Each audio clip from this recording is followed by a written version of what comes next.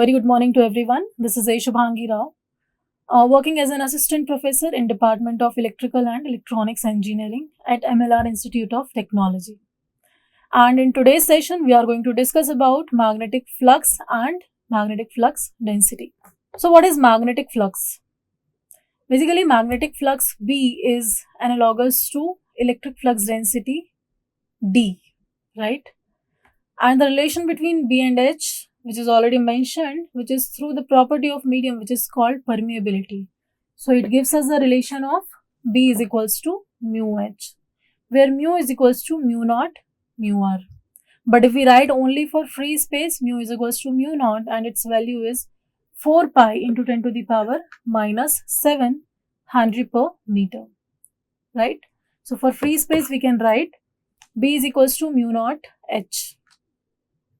Now the magnetic flux density has unit Weber per meter square because it is defined as flux passing through per unit area in a plane at right angle to the direction of flux, right? So if the flux passing through the unit area is not exactly at right angle, for example, this is a surface and flux should be like this.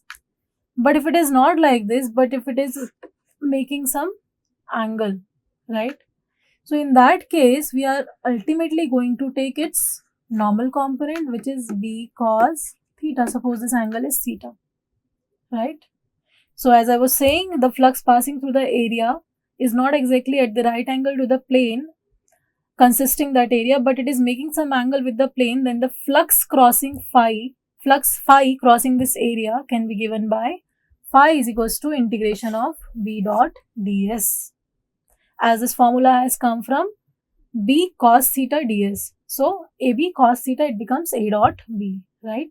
So we get the formula phi is equals to integration of B dot ds, where phi is the magnetic flux in Weber, B is the flux density in Weber per meter square, or you can take it in Tesla also, and ds is the open surface through which the flux is passing.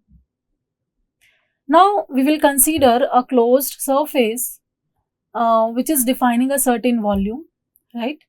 The magnetic lines are always exit in the form of closed loop, right? Therefore, for a closed surface, the number of magnetic lines entering must be equal to the number of magnetic flux lines leaving, right? We can say by this, a single magnetic pole cannot exist, right?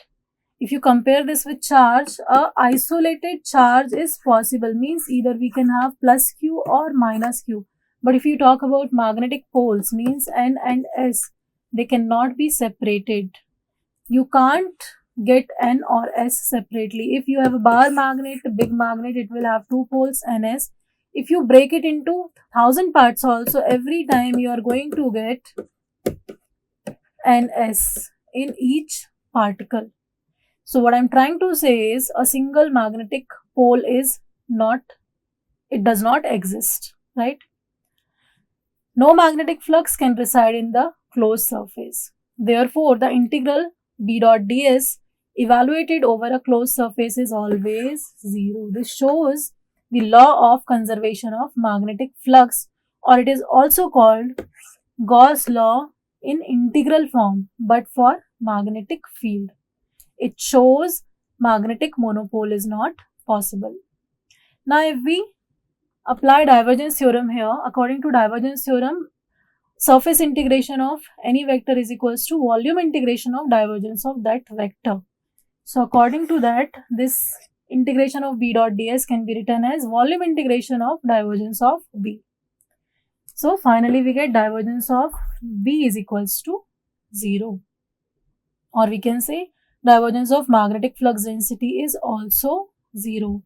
And this law is called Gauss law in differential form for magnetic field.